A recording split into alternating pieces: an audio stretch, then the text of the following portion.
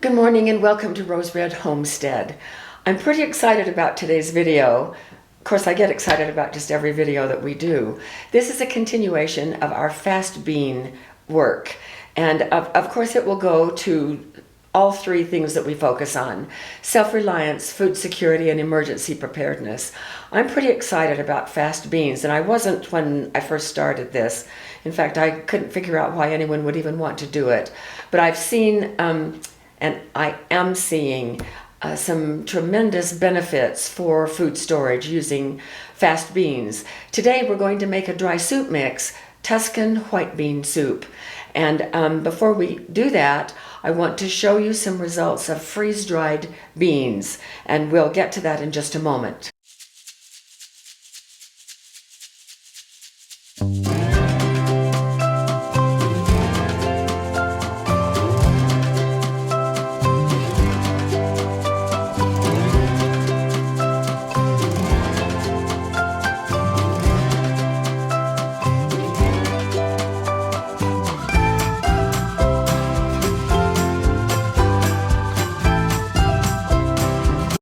When we did our first video on how to make fast beans, several of you wanted to know what the difference might be between dehydrated processing and freeze-drying processing of these fully cooked beans, turning them into fast beans.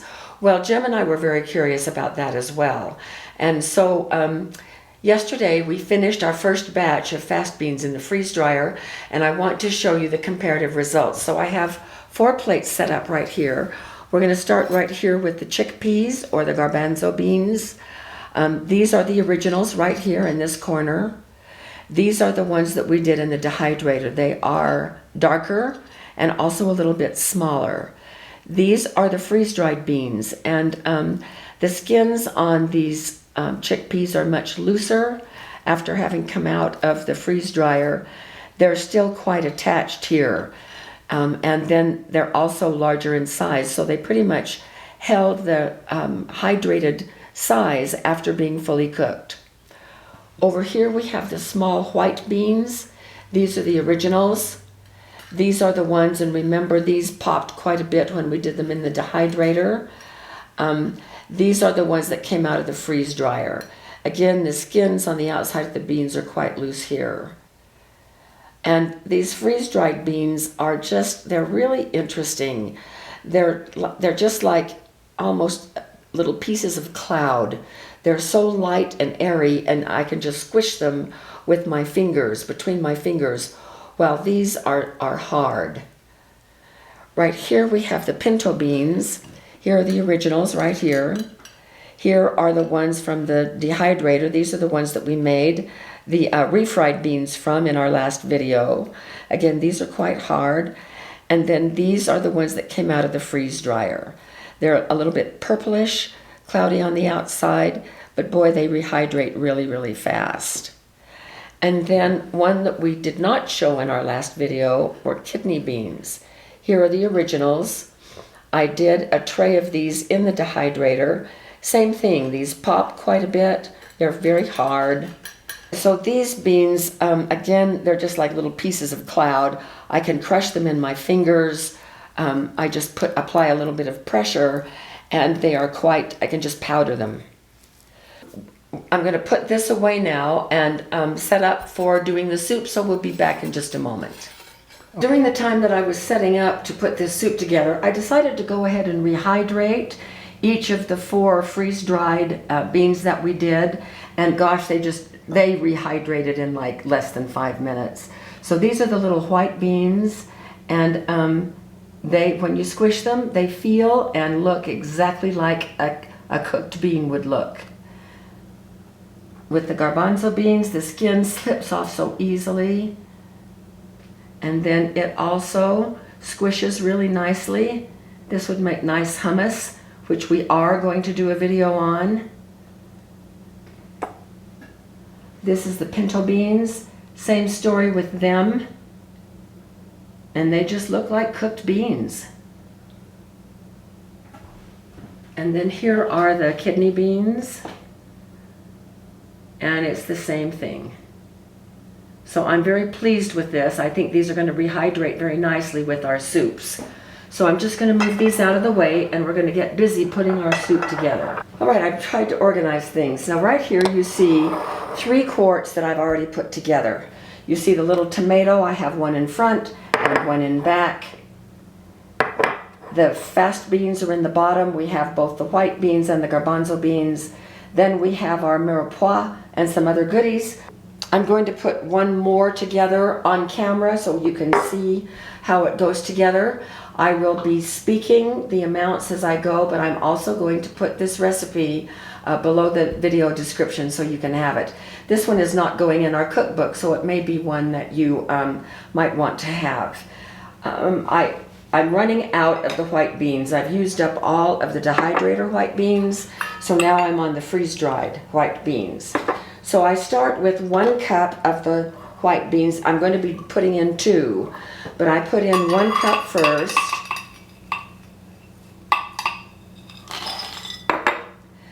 And then I learned right away to use those as an anchor for the tomato slices. Now for your tomato slices, these are dehydrated tomato slices, so they're perfectly fine to go in this dry soup mix. And I just use the beans to anchor those tomatoes in place. So it makes it very convenient. I really fought with it the first time I did that, and then figured out that this was a more efficient way how to do it. Now for the tomatoes, you don't have to put the tomatoes in with the dry part. If you would rather use either fresh, oh gee, I forgot to measure. I'll have to just estimate there. That's probably about 2 cups total. Okay, so the beans hold the tomatoes in place. And then with the tomatoes, you can open a can of diced tomatoes and use about 1/4 cup. I like just a little bit of flavor of the tomato here, not a lot as you can see. But you can even leave it out if you don't want to even put the tomato in. You could use a little bit of tomato juice, anything that you might have on hand. Now when we are in a grid down situation and may not have access to fresh tomatoes, it's nice if you have either tomato powder or these dehydrated tomatoes or some cans of tomatoes on your food storage shelf.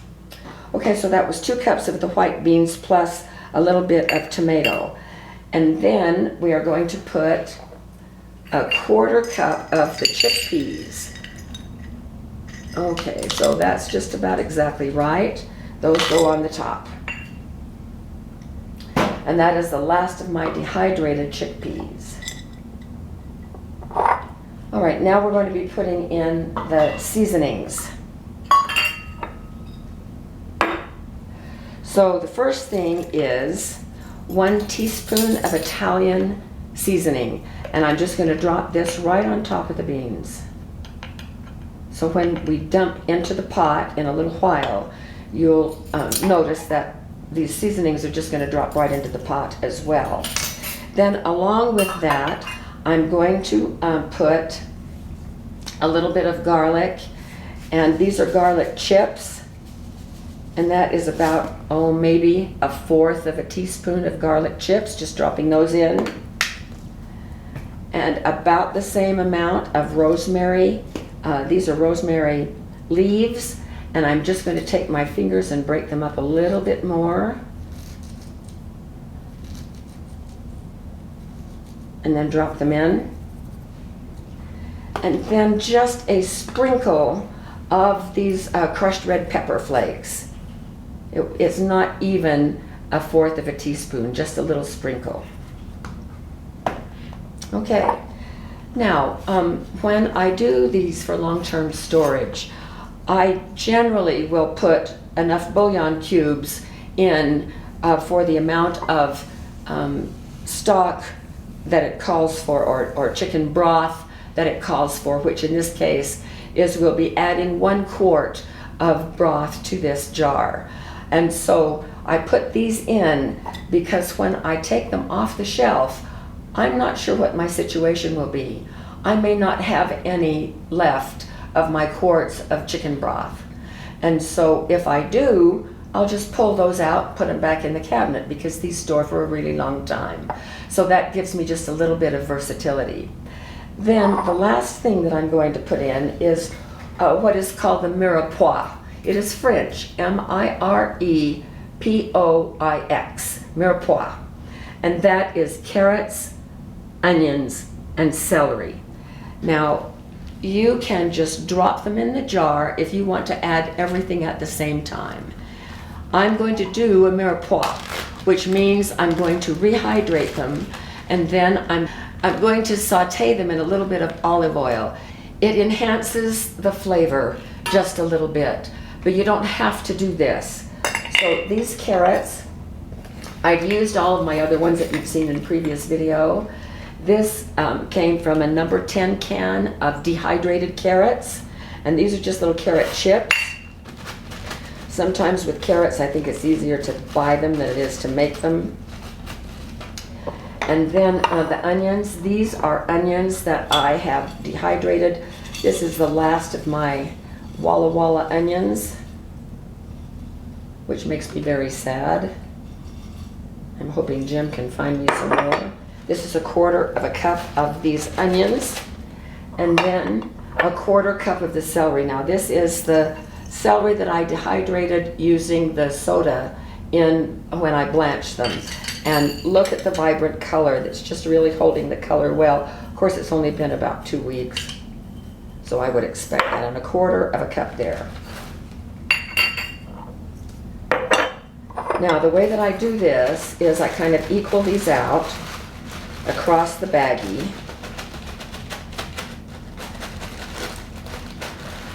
And then I roll it forward to remove as much of the air as possible. Now, if I really wanted these vacuum sealed in a bag, I would do a little packet of vacuum sealed, not using this Ziploc bag, but using a real vacuum bag that I would make into a little packet.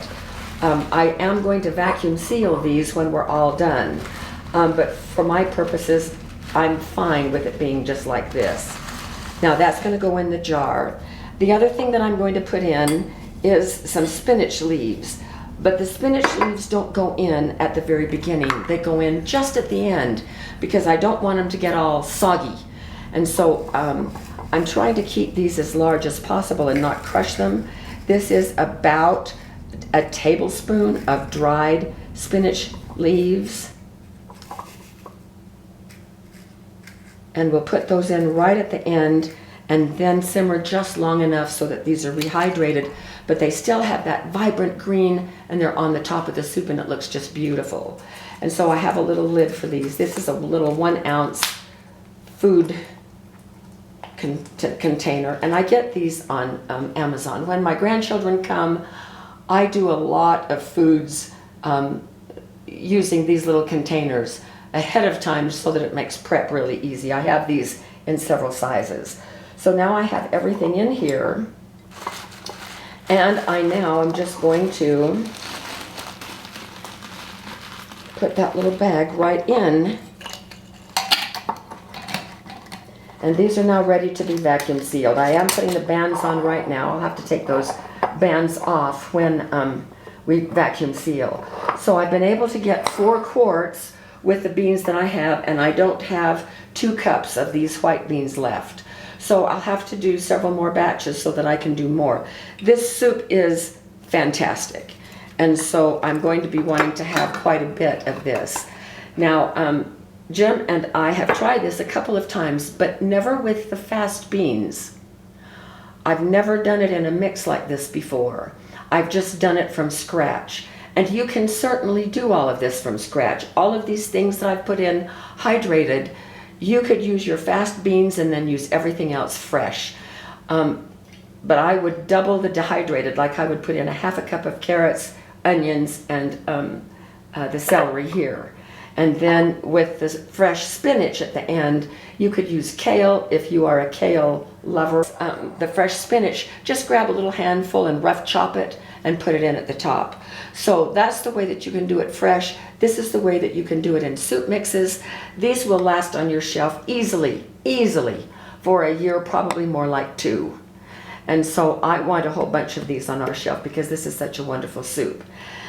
Last time we did our rainbow lentil soup mix, our dry soup mix, a number of you requested that we actually show how to put it together on camera. So that's what we're going to do. I'm going to clear this all away, and when we come back, we're actually going to take one of those jars, just like as if we took it off the shelf, and then we are going to cook it up and see how it does with these fast beans. So we'll be back in a moment.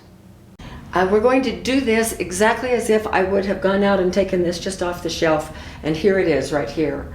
And it would be vacuum sealed. Now I have not vacuum sealed any of them yet, but I will. I'm going to do that off camera. All right, so the first thing that I want to do is to pull out the mirepoix. And I will need to rehydrate this. And so I essentially did that while I was putting everything away. Here is the same thing. I'm now going to just drain it. All right, so that's ready to go. Now, this is a little butane stove. I made a mistake in our last video and called this a propane stove, and I was editing that video. I put a little sign up that said butane. I would not use anything propane in the house. This is butane. It is safe for use in the kitchen with a couple of caveats. You have to have a window or a door open. We have our patio door open this much. And then here is a little carbon monoxide alarm. And whenever we have an open flame, we always keep that. It's portable and it goes with us so that the air that is around us is being tested constantly. Okay, so I'm just now going to turn this on. And this is my little cast iron saucepan. Here's the lid. It can go this way or this way. It doubles as a frying pan. I've used it more often as a frying pan. And I have olive oil. Since this is an Italian recipe, I want to use olive oil. And I'm just going to put in like a tablespoon or two to cover the bottom. So, unpacking my jar, here is the spinach that I'm going to set aside. Here are the 2 bouillon cubes. Now, I'm lucky enough today to have a quart of chicken bone broth. And so that's what I'm going to be using for this soup. So I will be returning these to my cabinet. Now I want to heat this oil to where it is almost to the smoking point. So this will allow us to saute these vegetables and also give the soup a little bit of flavor. In goes the mirepoix.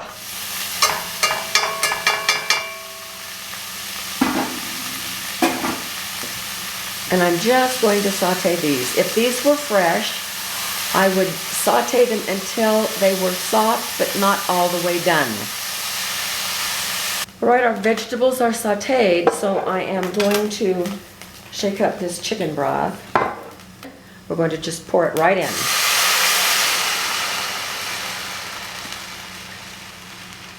And then I'm just going to dump, I'm not waiting for this to heat up, I'm just going to dump everything in. So in go the beans, the spices, the 2 little tomatoes.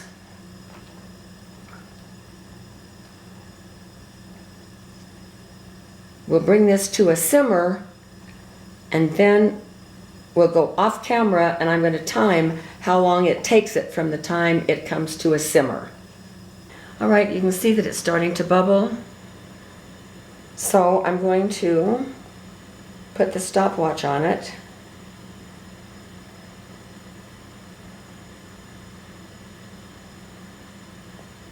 So I've started the stopwatch. It's boiling. I'm going to turn it way down. And we're going to put the lid on. And I'll come back every few minutes and check. And we'll find out just how long this soup has to simmer before it's soup. So we'll be back soon. Here's our time, 11 minutes and 12 seconds. I actually turned the flame off about a minute ago because it's done. And here is what it looks like. It's just absolutely beautiful, just the right thickness.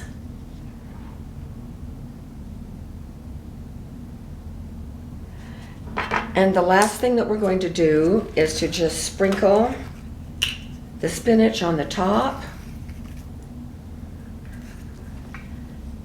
Get it a little bit wet. I'm not even going to turn the heat back on because that is going to rehydrate just almost instantly. So I'm going to dish a little bowl of this up so we can see how it looks like in a bowl. Here we have it. This is just a small little bowl. So it's just beautiful, and it's delicious. Really has a wonderful flavor. The flavors will develop more overnight in your refrigerator if you just wanted to jar this up right now and put it in the fridge.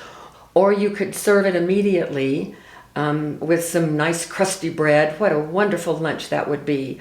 So that's all there is to fast bean soup making. 10 minutes and boom, we have a delicious and beautiful soup. So more fast bean recipes and ways to use fast beans coming up. Thanks for joining us, and we'll see you next time.